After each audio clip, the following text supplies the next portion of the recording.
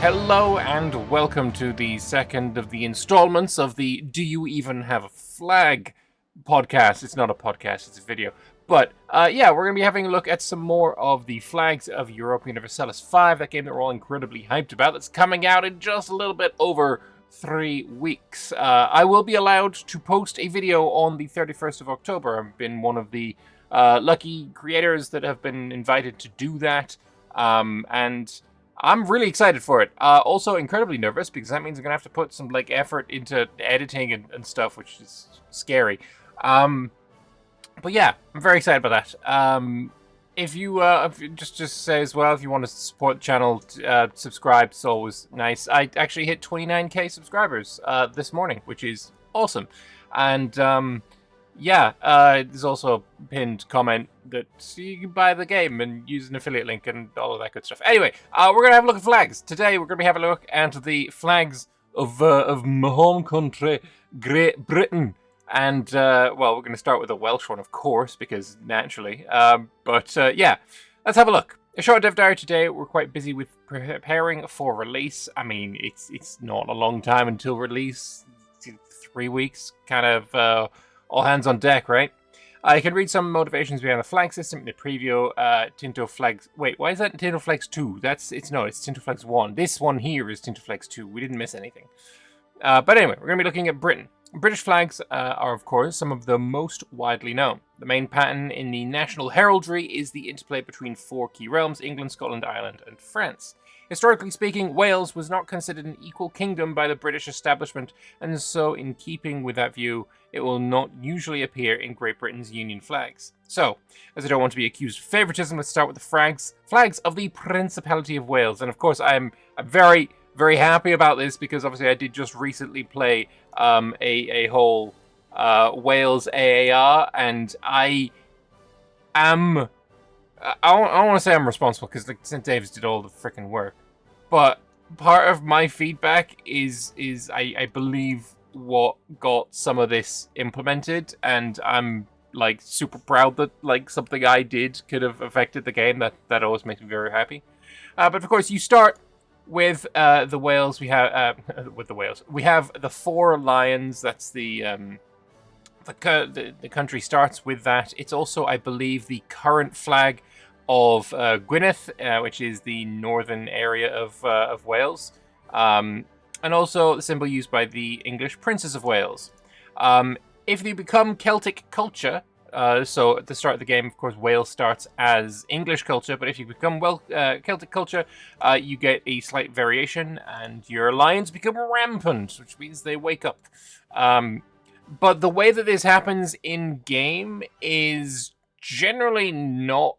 You're not really going to see this if you're playing as Wales, at least, because the easiest way to become Welsh culture would be to have Owen Glyndwr's rebellion succeed, in which case you get this flag, the glorious Glyndwr golden dragon, which I'm super, super happy about. And of course, part of little golden dragon there, and I believe in one of these videos, I think it's the third one, we actually got an update that added that golden dragon into the game, so it's super, super fun. The favorite flag of St. Dave is St. David's Cross. I wonder why. As you into the 17th century, the Welsh will adopt this just as England and Scotland adopt their famous crosses. Cross of Neath makes an appearance if you're a theocracy. The regular Welsh dragon flag, the one that they currently use in modern day, is if you are a republic, which I find pretty strange, as that seems weird to me. But anyway, it's known in Welsh as Dreg Goch. I'm butchering that and I apologize. Supposedly the dragon symbol derives from the standards of the Roman cohorts stationed in Britain, who were in turn inspired by the Eastern Scythians and Dacians. Whatever its origin, the dragon was certainly used very early on in the medieval era as a Welsh symbol and as an epithet for great Welsh leaders. The grey and white used on the modern flag actually derives from the standard of Henry Tudor, a Welshman who seized the English throne after the War of the Roses. And then if you become Revolutionary Republic, you get this awful tricolour. Ugh. It's the red dragon flag represented in tricolour. It was used by the Welsh Republican movement in the 20th century. I'm just not a fan of tricolours. I don't know. They're so boring. There's a little bit more information on Wales though, so I'm gonna hop over to one of the comments, which is this one here. Does anyone have a more thorough description of Glendore's Idrag Awr flag from the Battle of Toothill? I don't doubt it, but I've never pictured it as just being identical to the Welsh dragon, but gold. So it's simply described by Adam of Usk as a white banner with a gold dragon. He's talking about this one here, and basically asking why is it using the standard Welsh dragon that we know from modern times. Yeah, so he's basically being explained here. In English heraldry, a dragon is often referred to as a two-legged wyvern. Welsh heraldry of 1400 was influenced heavily by that. I do see this a lot, especially when it comes to Wessex. Having the golden wyvern on red banner is very common for Wessex, and I believe they use that today. On Glendore's Great Seals, the dragons are depicted as two-legged wyverns, presumably due to the English influence. However, in Welsh mythology and prophecy, which is quite important to Glendore's propaganda, the Welsh dragon has an almost messianic status and is always described as four-legged and winged, just like the national flag, and this emerges again with a four-legged Tudor dragon. So, in his view, my view as well, I think it's correct. With such a simple blazon, either two-legged or four-legged, either passant or rampant are all correct choices. We've erred on the side of using the regular Welsh dragon due to its well-known connections to the Welsh nation. In fact, we know it was a four-legged passant just a few short decades later. Passant, of course, being, this is passant, most legs on the ground, and then rampant is when they're stood up. I think this is the correct choice. Using the current Welsh dragon for this is the correct choice. I'm not going to complain about that at all. There's also another place where this dragon is used, and that is in, I have it here somewhere, here. If you form Hen Ogledd, which I didn't manage to do in my game because of the fact that it is a fantasy formable and the game rules were broken when I started my Wales game, so I couldn't enable fantasy formables. But Hen Ogledd also has a Welsh dragon, but on a black background, and I think this flag looks absolutely fantastic. Big fan of this one as well. But anyway, we're gonna move on from talking about Wales to talking about Cornwall. The remnants of the Brythonic kingdom of Dumnonia, Cornwall, meaning Welsh horn. Stop sniggering back. Apparently, this is not a word that's used in America, and you say snickering instead. Snickers is a chocolate bar. But yeah, I kind of understand why Americans may have wanted to change that spelling, to be fair. I get it, but anyway. It's a releasable nation in southwestern England in 1337. It's not yet been promoted to a duchy. I think the only place you're going to see this is if the French win the 100 Years' War and just, like, as punishment to England, like, release Cornwall, because I don't see there being much point in England releasing it themselves. They have a full core there. It's pretty easily capable of getting some decent proximity there, with it being on the coast. It's not worth releasing. The monarchy flag derives from the English Prince Richard of Cornwall's arms. The unusual black and white elements that were to become synonymous with Cornish heraldry were already in play by the mid-1200s when he held it as an earldom. If a Plantagenet rules Cornwall, they'll adopt these arms. This looks cool. I like this. Inspired by John of Eltham, Edward III's brother, who held the earldom until 1336. If it's ruled by native Cornish, they adopt the modern 15 Byzants. It's currently used as the arms of the modern Duchy of Cornwall, and as a republic or theocracy, it adopts St. Piran's Cross, the modern flag of Cornwall. Cool. Northumberland, probably the worst flags here, I believe. Especially, like, this is just awful. This is absolutely atrocious. But anyway, in 1337, the former northern kingdom of Northumbria, meaning land north of the Humber River, I will complain about this in a moment. England needs some more bloody rivers in it. The Humber River is not in the game. there is a rivers map mode that you can employ, and showing all of Europe crisscrossed by so many rivers. And rivers are very important because that's the only places you can build bridges and pound lock canals and probably other buildings as well. Irrigation. And those are really important and very, very good buildings. But England has one river, the Thames. Very disappointing. I want the Humber. Justice for the Humber and the Severn. Like, give me the River Avon. Give me all the rivers. Give me the Tees. I want the Tees. Anyway. It's currently a powerful earldom in the hands of the Percy family. It's also tied to some tripartite indenture content. Speaking of, I have not seen tripartite indenture content. This may have been added after my Wales game. This is essentially when Owen Glendower was doing his rebellion.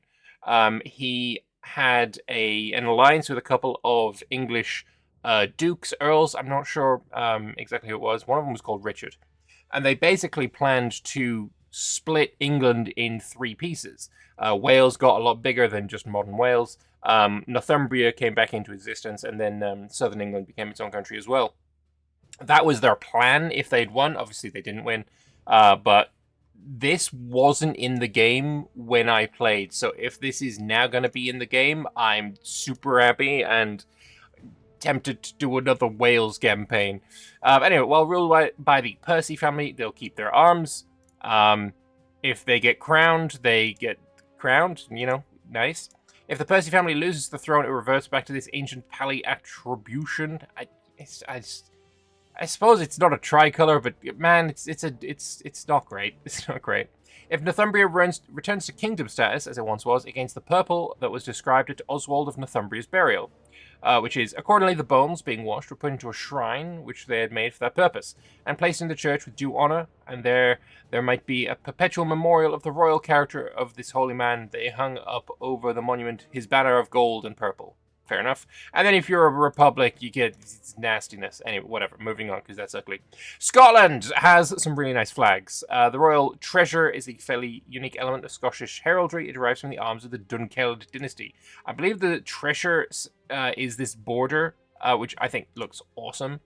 The Old Alliance is strong here. The flag is if you're ruled by Capetians or are a subject of France. When you get later into the game, France loses the massive amount of fleurs and goes to just 3 fleurs, so you know it changes. If you're ruled by a Plantagenet, you get the English coat of arms there instead. If you stop being a monarchy or reach the age of absolutism, you'll adopt the St Andrew's Saltire, a contender for the oldest national flag in Europe, which I believe is held by Denmark. I think I said this last week as well. Denmark has the oldest flag, and I think Britain is either second or third. It was supposedly a Pictish design inspired by the shape that appeared in the clouds before the victorious Battle of Athel-Stanford in 832. Okay. An absolute monarchy in later ages, you can adopt this version, which has the coat of arms in the centre. Scotland starts in a bit of civil war with the pretender Edward Balliol weakly vying for the crown. He loses in basically every single game. That's an ugly flag. That's a very ugly flag. If Balliol wins, though, they adopt a variant that fuses the Balliol tradition with the Scottish one.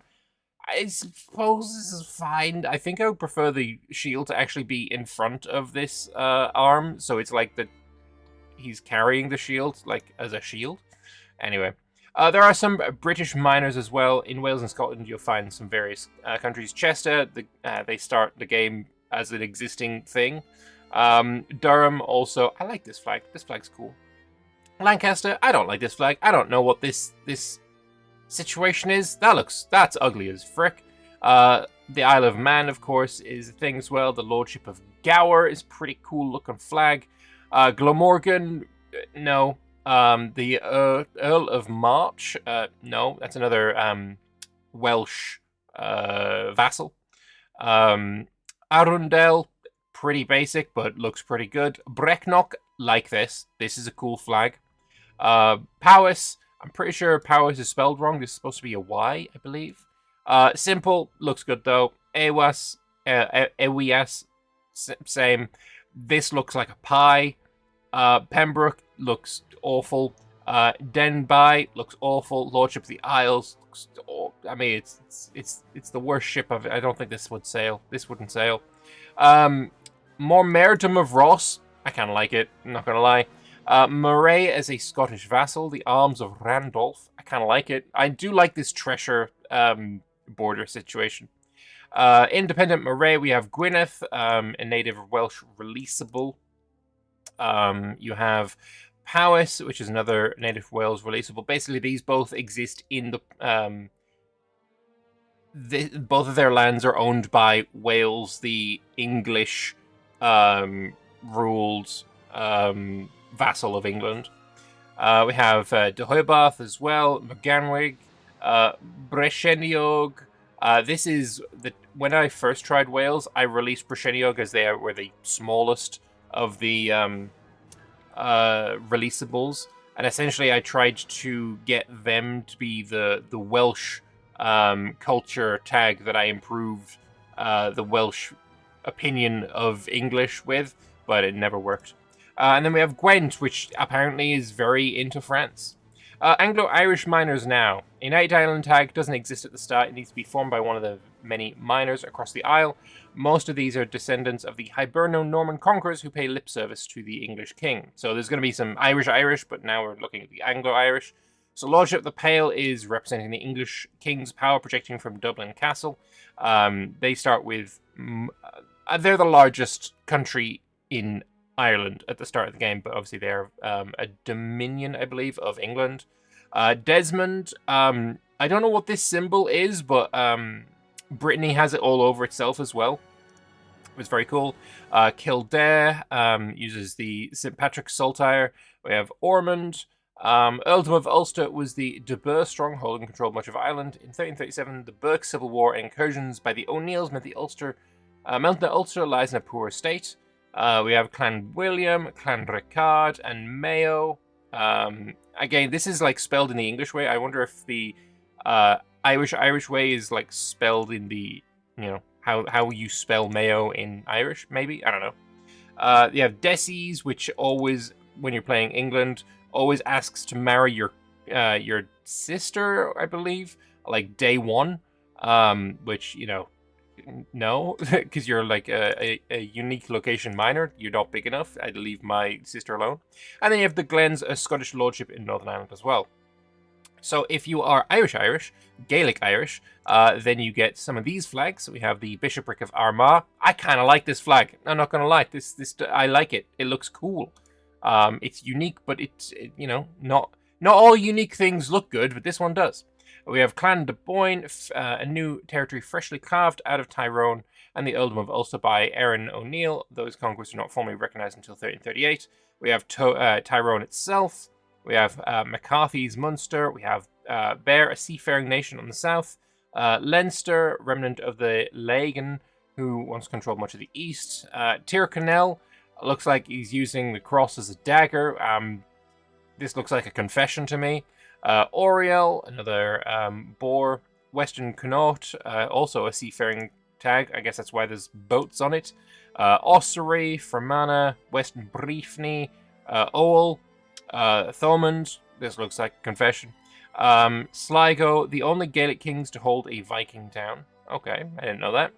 Connaught, I don't know where Connaught's flag comes from. Like, where does this refer to? That would be interesting to know. I don't know.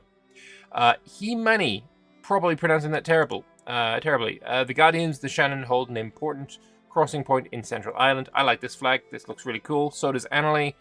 Kina, nah. Evea, I don't know how to pronounce that. Imal is fine. Ellie, love this flag. This flag is awesome. Very, very cool. Eastern Briefny, this is 100% a confession. Ardmire, and then Meath is a releasable in Central Ireland. If you unite Ireland, you have a different flag as well. There's lots of different ones for it. A United Island tag doesn't exist at the start. It needs to be formed by one of the many miners across the Isle. So the Irish harp flag is one of the most recognisable symbols of Ireland. In particular, the green here is used for when Ireland is formed by someone of Irish culture. Makes sense. If it's formed by non-Irish, such as the Anglo-Irish or the English, the modern Republic of Ireland's presidential flag is based on the design. And also features on the British Royal Banner. We have, the blue in the background. Very cool. If it's released as a subject of Scotland, it'll adopt the Royal Treasure. This is probably my favourite of them. If the country is of Anglican religion, it adopts St. Patrick's Saltire, currently the symbol of the Church of Ireland. The Revolutionary Republic will use Ireland's modern flag. Green represents the Catholics, orange represents the Protestants, the white represents the peace between them. The design was based directly on the French Revolutionary tricolour. And then if the revolution happens to be led by Protestants, then you will become Nigeria. Not Nigeria, sorry, Ivory Coast. Ivory Coast, I know it was Ivory Coast. So orange there instead. These are not the same colours as they use today, and there is a comment about that. And here it is. Pantone hasn't been invented yet. We'll use our own colour palette rather than using the real tones of modern states. So basically, the modern Irish flag and then the one that's in-game. I'm totally fine with not, this kind of looks better to me anyway. This looks a bit too washed out, I guess. But no, Pantone doesn't exist, so yeah, just use what is feeling correct. But anyway, England, I guess it deserves a mention, what with it being the most important. But we start with the famous three lions, actually referred to in heraldry as leopards. I actually didn't know that. Upon winning the 100 Years' War, the English will adopt the ancient fleury, French design in the dominant quarter. Historically, they adopted this quite early on, but we thought it was better as a reward. It's kind of sad that, you put the French one in the dominant area, which is kind of, I guess the English very much of the time thought the prestige of owning France was worth it. And the English then follow the French fashion of reducing the fleury to 3 fleurs at some point, I'm not sure when. If Capets rule over England, they'll also change the flag to this. It's ugly. We have some flags for the War of the Roses, so the Lancastrians use this one, the Yorkists use this one, and then if the Tudors emerge victorious, then they use this flag. That's fine, I guess. Green, white, and red became the dominant colours for England during the Tudor era, and it's retained for the modern Welsh flag. If you enter the 1600s, then you start getting St. George's Cross as the favourite, and if you're ruled by Scandinavian culture, why not a Nordic cross? Big fan of this. As somebody who lives in Finland that uses a Nordic cross, I'm a big fan of this flag. I think that looks really cool. But Great Britain is what you will eventually be forming, obviously, as England, if you're playing them, unless you fuck up real bad. The British formable has a number of different fantasy designs inspired by the rules established by the historical ones, and it's quite similar in the construction to the Spanish arms that they showed in the previous Tinto flags. So, they assume the Great Britain tag to be at its core a union between England and Scotland with a dominant England. So, even if you form it like with some funky way, this is what you'll get when you form Great Britain. If you're a subject that owns any land in Ireland, you'll also get the Irish arms on there as well. And England starts with the Pale as its vassal, so this is going to be pretty common to see. Dominant Scotland would lead to this flag as well, where Scotland takes the dominant place at the top left. And the same rule, if they hold Ireland in any way, they'll have the Irish harp. I feel like Scotland will probably conquer Ireland for some strength before they try and take on England, but, maybe. If you retain land in France, as is your right, you will have this one with the added fleurs. It gets real busy. It definitely gets real busy. Scotland also gets a variant of this too. Also a variant if you hold land in Ireland, and the same for Scotland. Again, it's getting real busy. If you own and core Paris, you adopt this handsome flag, which is dominated by the French fleurs. The English establishment considered France to have precedence over the British kingdom, so they would have flaunted it. Don't like that. I don't want to own and core Paris purely because of this. If you own land in Ireland, then obviously you get a version with Irish harp there. Scottish-led Union also has Paris, has a variant with the fleurs dominant, and if they could drop out of Ireland, etc., etc. Wales can also form Great Britain. I did not have this flag.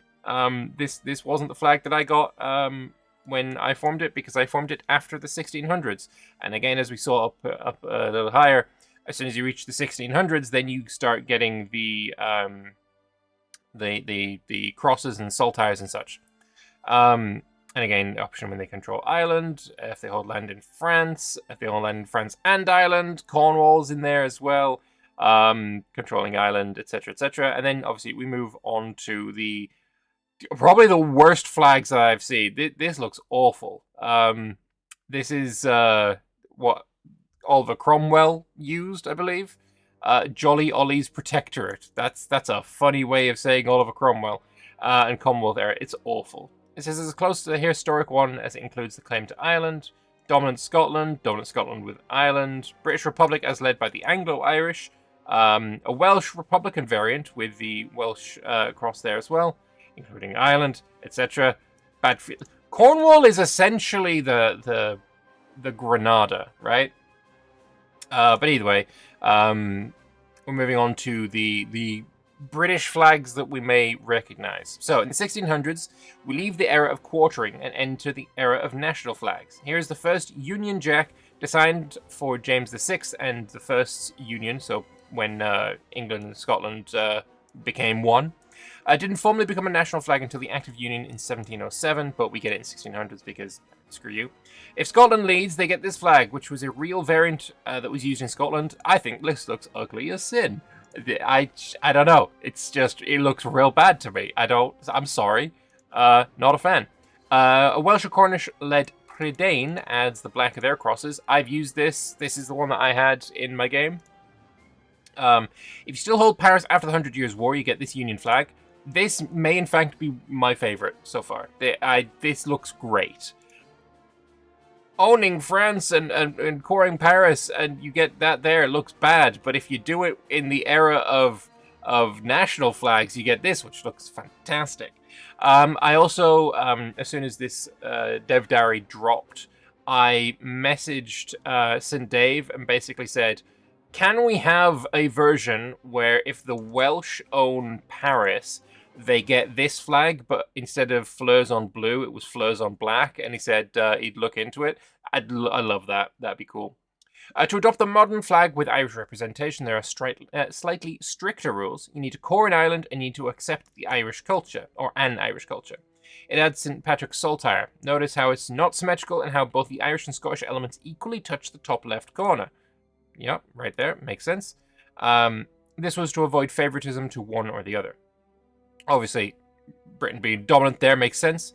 If you have Irish culture as your primary, you'll use this variant with dominant St. Patrick's saltire. Ugh, no. The flurry variant, if you hold France, looks cool as hell. And then the black variant if you're Cornish or Welsh. I guess I didn't accept the Irish culture in my game. To be fair, I did have Ireland as a vassal rather than my own land. And finally, Hungary.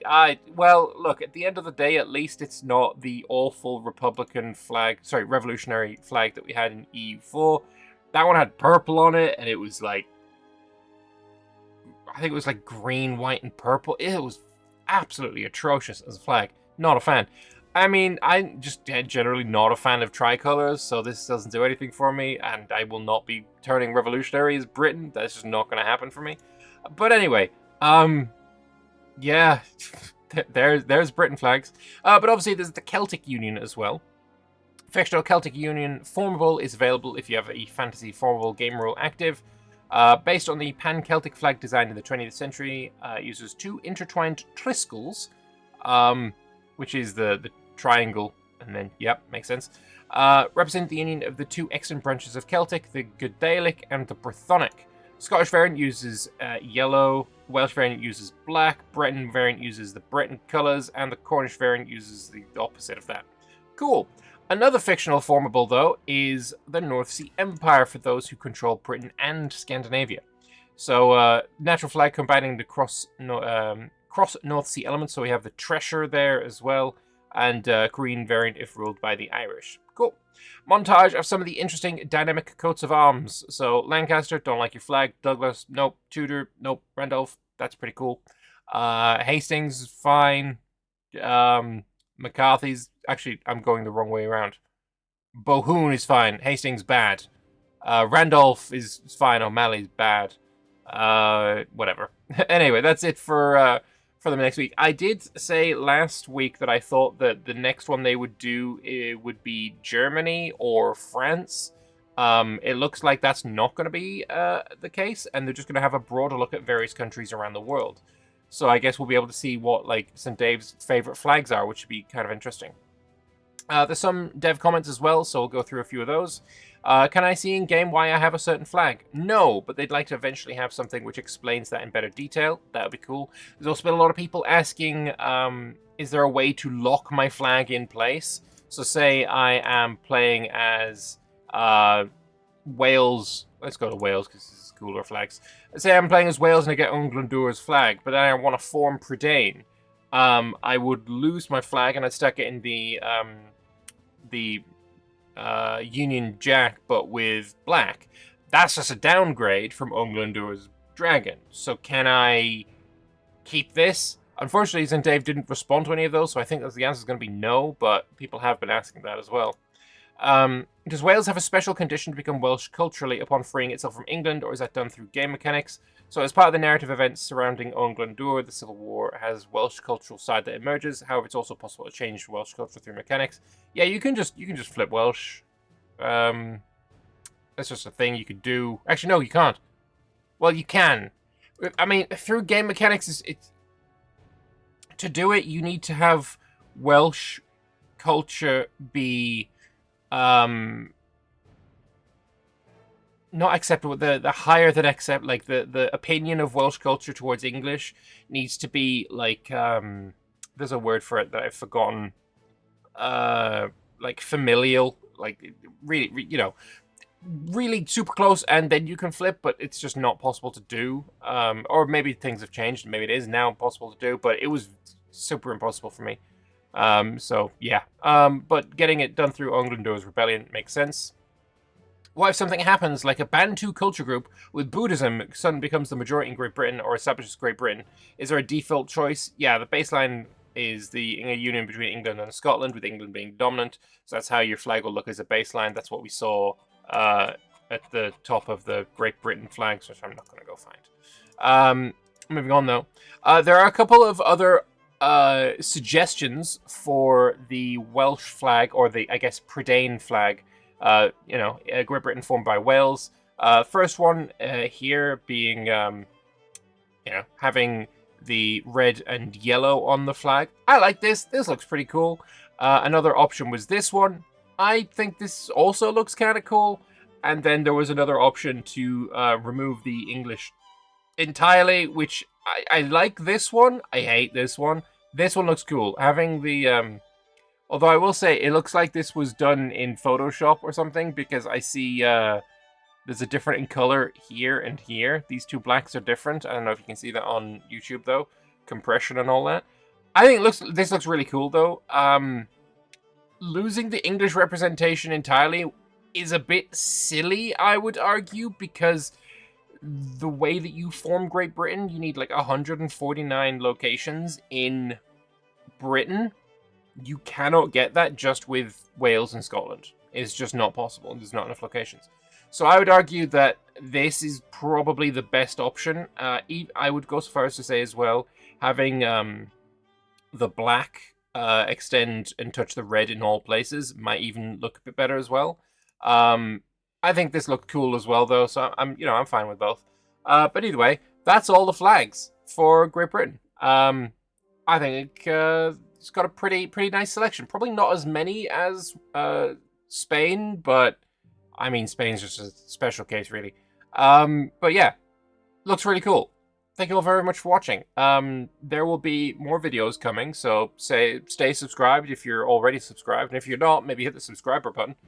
I will see you in a few days, probably, with some more stuff. Actually, yeah, no, I know what I need to do. I need to make a video on the Austrian Tinto flavor. That's probably what I should have done now instead of the flags. I'll do this tomorrow. Trust. It's gonna, Austria's coming. I'll see you then. Bye-bye.